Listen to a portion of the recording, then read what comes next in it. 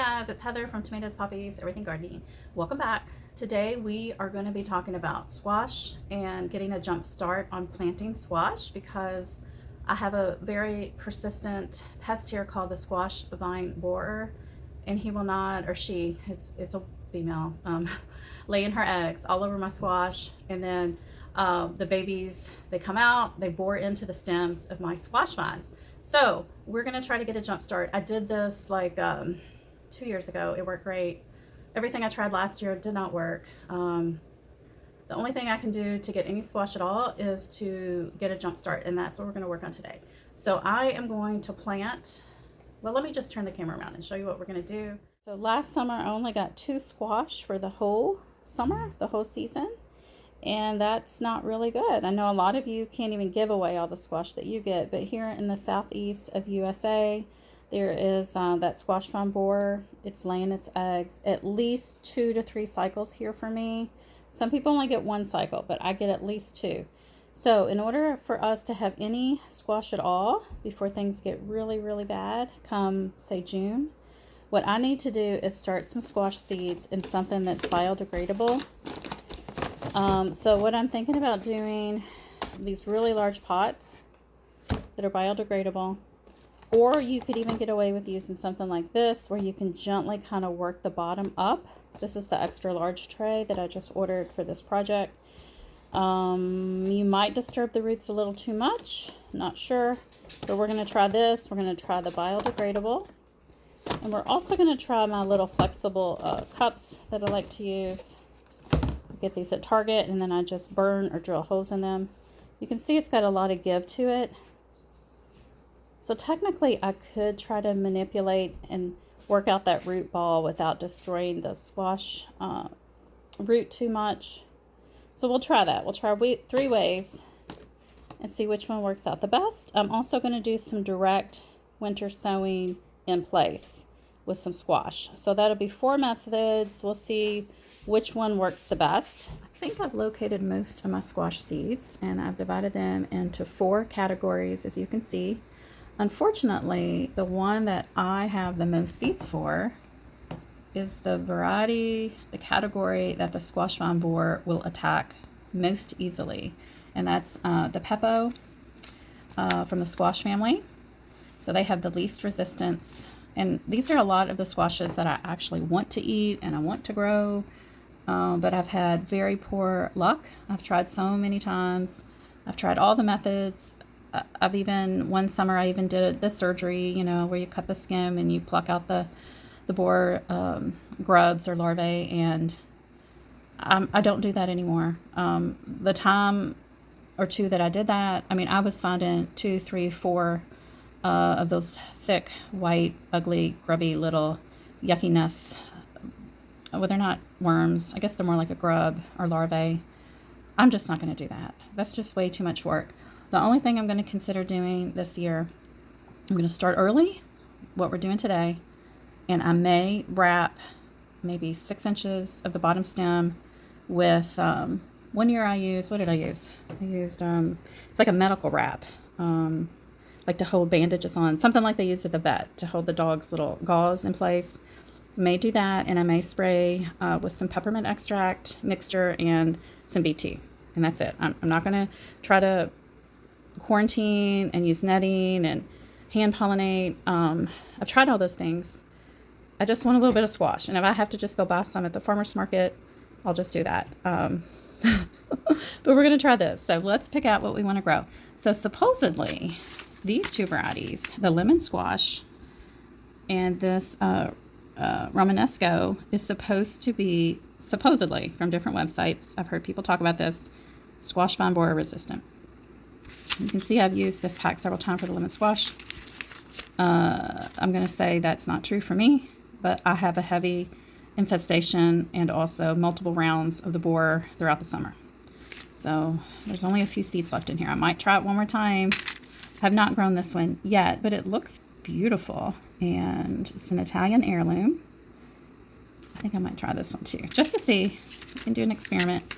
But there's so many others here that I would love to be able to grow. Several years I've gotten fairly close to having almost the right size fruit. on my angel hair, and then the vines are just decimated, and the fruit never fully gets to that completed hard stage where the flesh is hard enough to store. I would love to be able to grow angel hair. Can't. Same thing with the honey boat. Never been able to successfully get to that harvest stage. Now, one year I actually did get one pumpkin, one little baby bear pumpkin, and I'm sure I took many, many pictures of it because it was such a great accomplishment. That year was the year I actually did surgery on some of the vines. So yes, the borer will infiltrate into your pumpkin vines as well. If I have that picture, I'll put it up here. It was so cute. So I'm not going to grow this. That was a lot of work for one little baby pumpkin. And then I've got a lot of different just basic green squashes, and I think we should probably maybe grow one of those. It looks like I've grown this one before, but I did not make it to the harvest stage before the plant was taken over. I would like to try that one though. And it's 50-day, what is this one? The 8-ball? Is that what it is? Something like that. It's a round little dude. I have harvested a couple of these, just a couple before the plant is decimated. This is another delicata. I think this is kind of like the honey boat, but I never made it to the harvest stage with that. I do want to try to grow some patty pan. Did not make it last year. Tried these last year, did not make it. And you would think with a 45-day maturity date that I could, and it's possible. Definitely going to try this one. So 2 summers ago with these cube of butter, I actually did what I'm doing now. I started maybe a little early, like mid-March, and I started the plants in these disposable little pots, the ones from Botanical Interest, the ones we're using this year. And I would literally carry that tote of those plants in and out almost every day because you don't want them to get cold. So we're going to protect our plants by bringing them indoors if it gets below, I'm going to say 55, but realistically 50 might be more manageable. We have had a few warm nights where it's been up in the 50s, even 57 last night. But we are having some cold weather coming this weekend. Anyways, I've used this entire packet just trying to get, and there's only 12 seeds, but just trying to get some squash. But the year that I carried the plants in and out, and then planted early, right around first, you know, the last frost has passed. For me, it's around April 15th. I was able to get 10 to 12 squash that summer before the plant was taken over. That was like the best time ever. I'll put some pictures up too if I can find that, because I was so proud of myself that I had made it that far and actually got so many squash before the plant was taken down. And once it happens, it is immediate. One day your plant looks beautiful and healthy and happy, and the next day it's just flopped over and just looks like it's out of breath. Okay, so this packet's empty. I did like this squash. It was fine. It doesn't have a lot of seeds, but the color is kind of pale, and I think my husband prefers the traditional kind of bright yellow crooked neck squash. So probably not going to order these again. And I've used up the packet, so I can throw this away now. These are new seeds I just ordered, and I thought they were just beautiful. It's a black pumpkin. I'm going to save these. I think I should probably focus more on food that I can actually eat instead of something that's just beautiful and decorative. Although, wouldn't that be cool come Halloween? I don't know. I'm going to have to think about that. Okay, so I think we're almost done with all of the pepo. Let's see, where does this guy go? Oh, he's a pepo too, and I've never opened these. Maybe I have to try these too. 45 days. Bush type. I love bush types because I don't have that much space. And then I have grown this one a couple times. There's some seeds still left in here. I'm trying to think. This is a bush too. It says, I wrote there, 2 feet tall. This one was good. I do remember a couple different times when I've grown this, I did get about 1 to 3 fruits before the plant was taken over. It does say compact. I think I even grew this one in a container once, and it did okay until the borer got it. I think I definitely will try these seeds. Let's see how they are. 21. Yeah, we're going to use these up. We're going to use these. And I'll look at the dates on some of the others. So those are all the pepos. They need a lot of protection. And then the next kind of level, not this one over here, would be the maxima. Supposedly the vine is a little more tougher than the pepos. So the candy roaster, there's only 1 seed in here. My friend Ivy and I grew these at her house And she did get a harvest, I think, the second year she tried in more full sun. The first year wasn't so well in more lower sun location.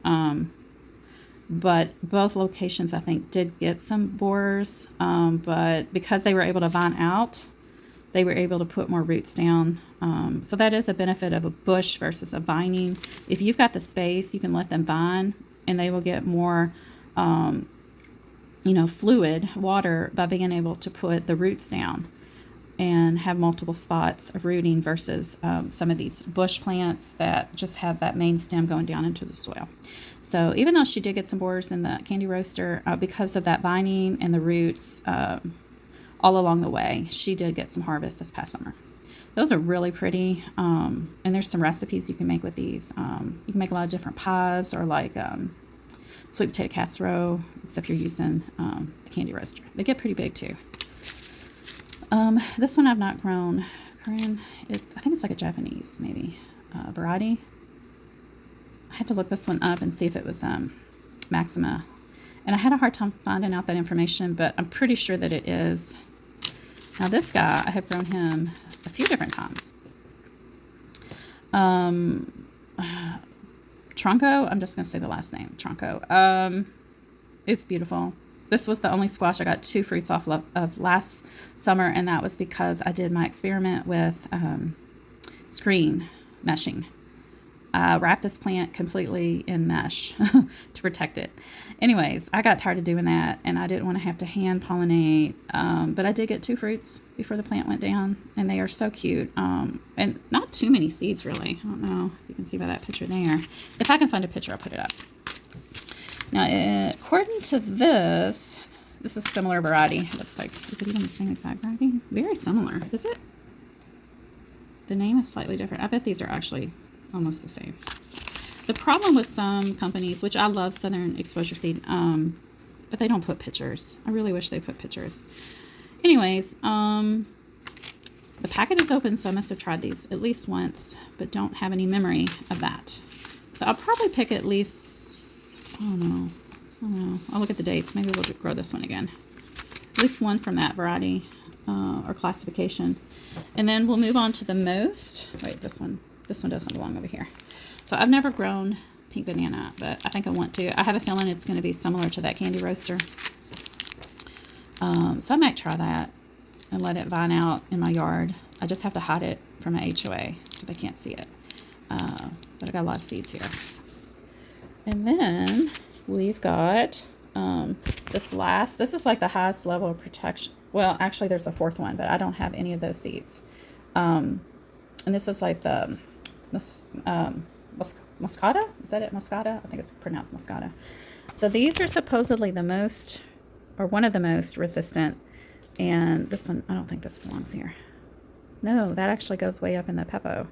I don't know if I want to try that or not. These usually have a long, well, it says 58 to 90 days. That's a wide range there. Anyways, here we are. So the transposed squash, I have several different packets of those. As you can see, this is kind of like my go-to. Some years, this is all that I can get to grow without the squash vine borer taking them down.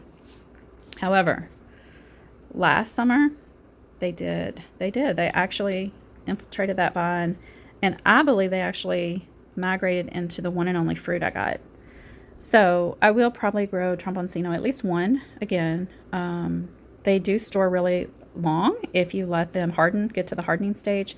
So this is a benefit. You can eat it fresh, kind of like in this picture here, like you would any summer squash. But if you let it keep maturing, it'll get a thick outer shell, and then you can store it, like, depending on how many containers we have to start squash with. I may just go ahead and direct sow these, since they do seem to do okay most times, most of the years.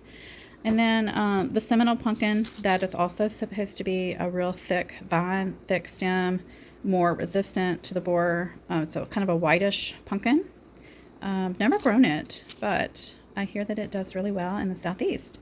So, and for that reason, for the squash vine borer, may put some of these also direct sown if we run out of space in our cups here. We're getting ready to sow. And then the Long Island cheese, I've never grown. This also is supposed to be more resistant to the squash vine borer. That's 90 to 100 days. This would be a winter squash that you can store in the winter. So the summer squashes you eat in the summer, the winter squashes you eat in the winter. They usually take quite a bit longer to grow than your summer squashes. And then we just have kind of a miscellaneous over here. So we got the gourd and the loofah, and then this squash here is, they call it the serpentine snake squash. I wonder if it will harden off like a tromponcino. I've never grown it. Flavor is tender, cucumber-ish. Fruits are fuzzy. I don't know. I'm gonna have to do some more research on it. Now these seeds I just bought last year, so I may hold off because I can't grow everything. I have a very limited space, and probably will not try the loofah this year either. Let me see how the seeds are. Yeah, I'll wait on those. But my daughter has been trying for a couple years to get a gourd, birdhouse gourd, so she can decorate it. And I don't know, what's the date on those seeds? I can't read it. No, I just bought those. These are pretty fresh. I think we will try this. All right, so let's get prepared and get to planting. I'm going to start these 8 pepos today, and hopefully they'll do okay. You can see there's a few winter squash mixed in with the summer squash. I tried to pick some summer squashes that were different maturity dates, so I don't have it all at once if we get any at all. And then I've got just a couple of these guys of the maxima. Yeah, so like 2. And then the tromponcino, if I've run out of space in my little paper pots, I'll just direct sow this, direct sow the gourd, and then the seminal and or any others in the this little packet here. We'll do those last. We are actually under a tornado watch right at this moment, but you can see I've got the totes ready. I got them ready the other day. There are holes on the top. Let's see if I can show you one. There are holes down on the bottom. Tonto's trying to get some water. This one actually doesn't have a lid yet. I have to find it. But I'm using this in the meantime. So I've got quite a few ready in there. And I've got these 2 here. This one I would use for like watermelon or some of the bigger squashes that vine. So we're ready to go. I don't know if you noticed the condensation. So they get warm in there. And here's the thing, and the reason we're not gonna put these in the soil right now, we're getting down close to freezing, not tonight, but the next night. So even though it's been warm, it was 57 last night, I'm not gonna go ahead and put the seeds in. I'm gonna wait like a day and a half, 2 days, until we get past that really almost freezing night, and then I will put all the seeds in, and then you can just check back, and I'll give you an update in a couple weeks. We should have some germination fairly quickly. And then my last frost date is in like what, 10 days. That doesn't mean we won't get a frost after that. We very well could, but I'll probably plan on putting these guys in the ground in about 2 to 3 weeks from now. So that's it, guys. We are going to get back inside.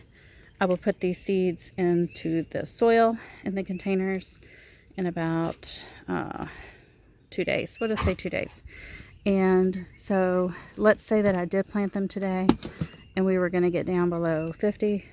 I would just tote these guys inside to the kitchen for the night with a towel under them, or I would take them to the garage. But if we stay above 50 that night, I'll just leave them right here. If we're getting really hot during the day, if it's going to get above, say, 65, 70, all I have to do is simply just take off the lid, leave it open to sun and air, and then at night, or maybe a few hours before night, put the lid back on to keep them nice and warm during the night. Because even if it's 50 at night, it could feel kind of cold to them. But if they're in their little house, they're going to be nice and toasty. And it should be, you know, planting season really soon. So this is just one little way I get a 2 to 3 week jump on direct sowing into the garden. Okay, hope you enjoyed the video. Talk to you soon. Bye.